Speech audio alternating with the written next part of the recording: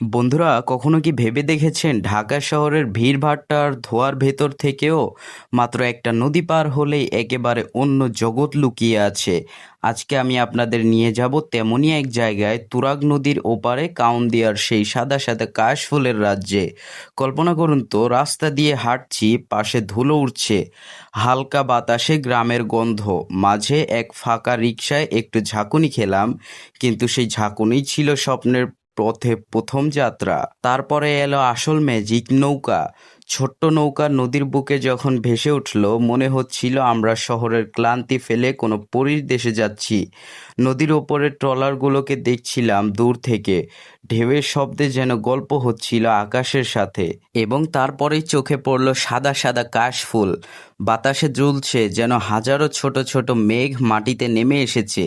সত্যি বলছি, মনে হচ্ছিল আমি কোনো সিনেমার দৃশ্যের ভেতরে ঢুকে পড়েছি। সেখানে ঘুরে বেড়ানো, হাসি মজা আর ভিডিও করা সব মিলিয়ে সময় থমকে দাঁড়িয়েছিল।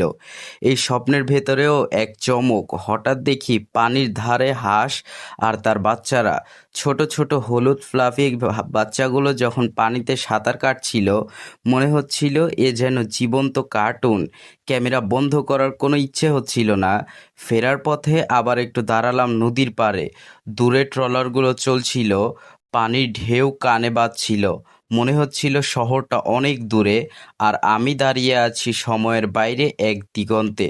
তো বন্ধুরা, এই ছিল আমার প্রথম ব্লগিং যাত্রা, ঢাকা শহরের কাছেই লুকিয়ে থাকা স্বপ্নের কাশফুলের দেশ। আপনারা যদি মনে করেন শহরের কোনো আনন্দ নেই, একবার কাউন্দিয়া গিয়ে দেখুন। প্রকৃতি তার সবচেয়ে সরল অথচ সবচেয়ে সুন্দর রূপে আপনাকে ডাকছে। শেষে বলতেই হয়, কখনো কখনো জীবনের সবচেয়ে সুন্দর মুহূর্তগুলো খুঁজে পাওয়া যায় ঠিক সেখানেই যেখানে আপনি যাওয়ার কথা ভাবেননি। ভিডিও ভালো লাগলে শেয়ার আর সাবস্ক্রাইব করতে ভুলবেন না। সামনে নিয়ে আসবো আরও নতুন, আরও জাদুকরী ভ্রমণ। বাংলাদেশকে ভালোবাসুন, নিজের প্রকৃতিকে ভালোবাসুন। আল্লাহ হাফেজ।